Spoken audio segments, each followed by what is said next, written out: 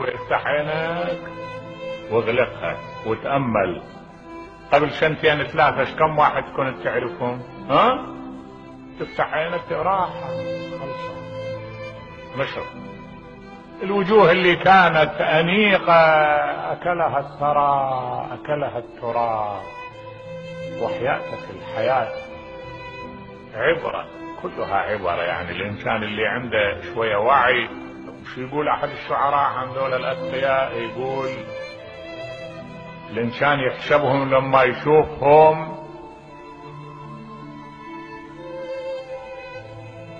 لا إله إلا الله. تقول مرضى وما بالقوم من مرض أو خلطوا خبلا حاشاهم الخبل. يعني أنت هذا لما تشوف هذا الولي تقول أنها شو مخبول شبيه ما أخذت تفكير. يقول لك هاي الحياة أشبه شيء بالطير، أشبه شيء نعم بالحلم. شلون الحلم الإنسان يشوفه ويفتح عينه يلقى ما في شيء قدامه؟ هذه الحياة في واقع الأمر.